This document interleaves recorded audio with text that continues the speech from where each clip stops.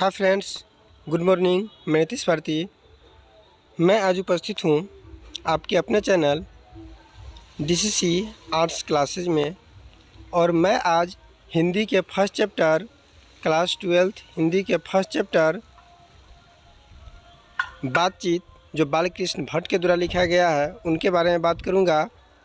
और यह चैप्टर काफ़ी इम्पोर्टेंट है क्योंकि हमारे बोर्ड एग्जाम्स में बहुत सारे क्वेश्चन इसमें पूछे जाते हैं। तो मैं आज इन चैप्टर का ऑब्जेक्टिव क्वेश्चन करूंगा और बारी बारी से सारे प्रश्न का उत्तर मैं करूंगा।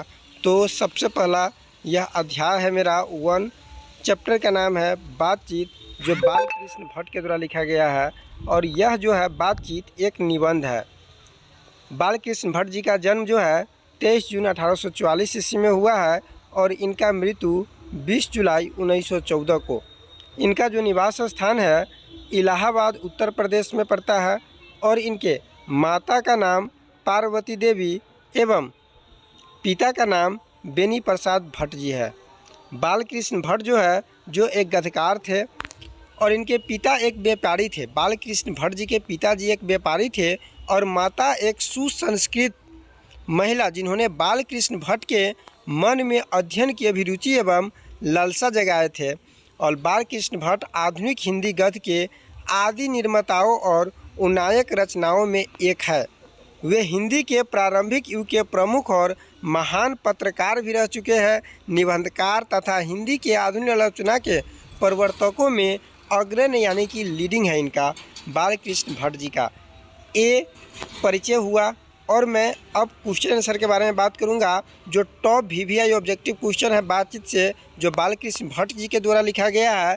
और पहला क्वेश्चन है मेरा, बातचीत शीर्षक निबंध के अनुसार जो कुछ मवाद या धुआं जमा रहता है वह भाप बनकर निकल पड़ता है कैसे?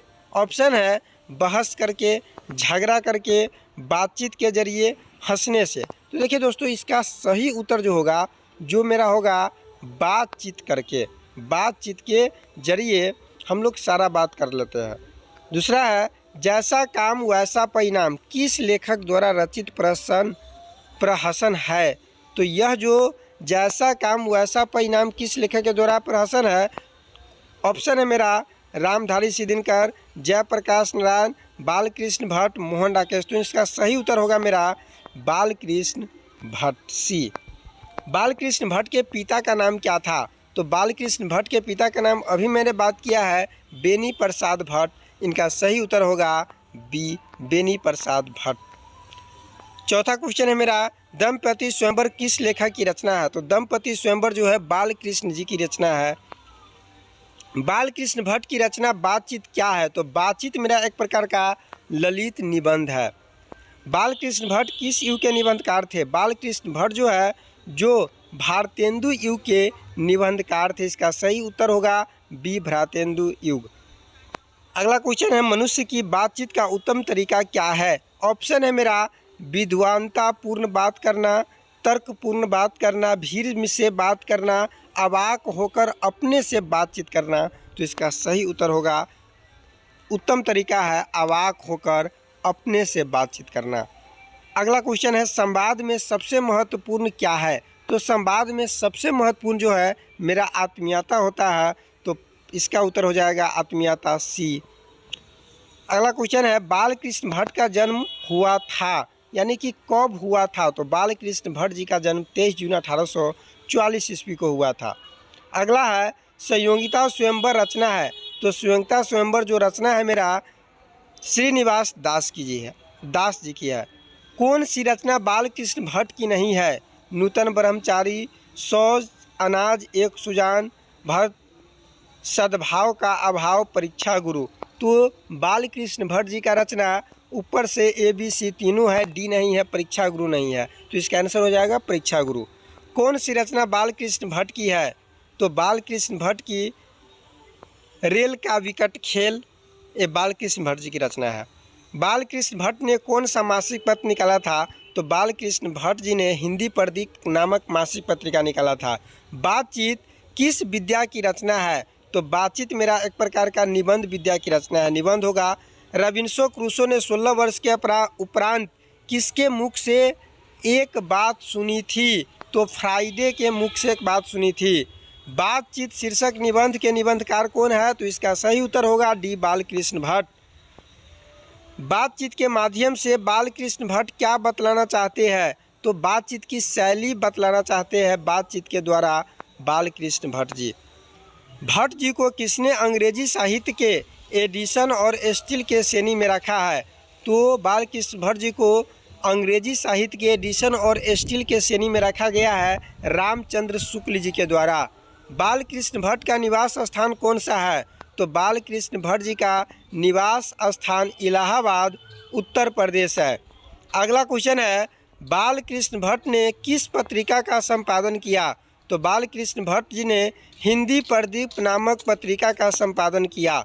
नेक्स्ट क्वेश्चन, बालकृष्ण ने हिंदी प्रदीप नामक मासिक पत्रिका निकालना कब प्रारंभ किया? तो बालकृष्ण भट्ट जी के हिंदी प्रदीप नामक जो पत्रिका था, इन्होंने 1877 ईस्वी में प्रारंभ किया था निकालना। इसका सही उत्तर होगा 1877। कौन सी रचना बालकृष्ण भट्ट द्वारा रचित नहीं है? पद्मावती, बेनीसंहार, मेघदूतम, मेघनाथम। इसका सही उत्तर हो जाएगा मेघदूतम जो है बालकृष्ण भट्ट जी की रचना नहीं है।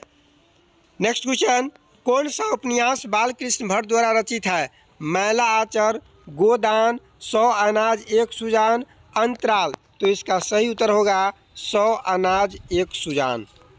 नाट्य के आरंभ में होने वाले मंगल पाठ को क्या कहा जाता है?